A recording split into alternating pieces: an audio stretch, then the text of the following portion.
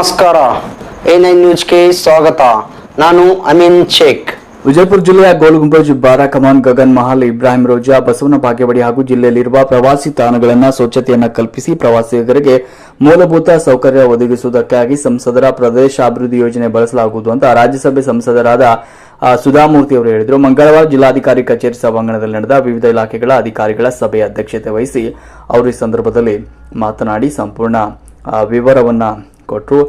ಈ ಒಂದು ಸಂದರ್ಭದಲ್ಲಿ ಅನೇಕ ಅಧಿಕಾರಿಗಳು ಉಪಸ್ಥಿತರಿದ್ದರು. ಜಿಲ್ಲಾಧಿಕಾರಿ ಟಿ ಉಬಾಲನ್ ಅವರು ಕೂಡ ಈ ಸಂದರ್ಭದಲ್ಲಿ ಮಾತನಾಡಿದರು. ಈ ಸಭೆಯಲ್ಲಿ ಜಿಲ್ಲಾ ಪಂಚಾಯತ್ ಮುಖ್ಯ ಕಾರ್ಯನಿರ್ವಹಣಾಧಿಕಾರಿ ಟಿಶಿ ಆನಂದ್, ಅಪರ ಜಿಲ್ಲಾಧಿಕಾರಿ ಸೋಮಲಿಂಗ ಗೆಣ್ಣೂರು, ಜಿಲ್ಲಾ ಶಸ್ತ್ರಚಿಕಿತ್ಸಕ ಡಾಕ್ಟರ್ ಶಿವಾನಂದ ಮಾಸ್ತಿಹೊಳಿ, ಕುಟುಂಬ ಕಲ್ಯಾಣ ಮತ್ತು ಆರೋಗ್ಯ ಇಲಾಖೆ ಡಾಕ್ಟರ್ ಬಸವರಾಜ ಹುಬ್ಬಳ್ಳಿ, ಸಮಾಜ ಕಲ್ಯಾಣ ಇಲಾಖೆಯ ಉಪನಿರ್ದೇಶಕ ಪುಂಡಲಿಕ ಮಾನವರ, ಅಲ್ಪಸಂಖ್ಯಾತರ ಕಲ್ಯಾಣ ಇಲಾಖೆಯ ಜಿಲ್ಲಾಧಿಕಾರಿ ಪ್ರಶಾಂತ ಪೂಜಾರಿ, ಹಿಂದುಳಿದ ಕಲ್ಯಾಣ ವರ್ಗಗಳ ಕಲ್ಯಾಣಾಧಿಕಾರಿ ಉಪನಿರ್ದೇಶಕ ಈರಣ್ಣ ಆಶಾಪುರ್, ಪ್ರವಾಸೋದ್ಯಮ ಇಲಾಖೆ ಉಪನಿರ್ದೇಶಕ ಮಲ್ಲಿಕಾರ್ಜುನ್ ಭಜಂತ್ರಿ, ಮಹಿಳಾ ಮತ್ತು ಮಕ್ಕಳ ಕಲ್ಯಾಣ ಇಲಾಖೆ ಉಪನಿರ್ದೇಶಕ ಕೆಕೆ ಚವ್ಹಾಣ್, ಮಹಾನಗರ ಪಾಲಿಕೆ ಉಪ ಆಯುಕ್ತ ಮಹಾವೀರ್ ಬೋರಣ್ಣವರ್ ಸೇರಿದಂತೆ ವಿವಿಧ ಜಿಲ್ಲಾ ಮಟ್ಟದ ಅಧಿಕಾರಿಗಳು ಈ ಸಂದರ್ಭದಲ್ಲಿ ಉಪಸ್ಥಿತರಿದ್ದರು.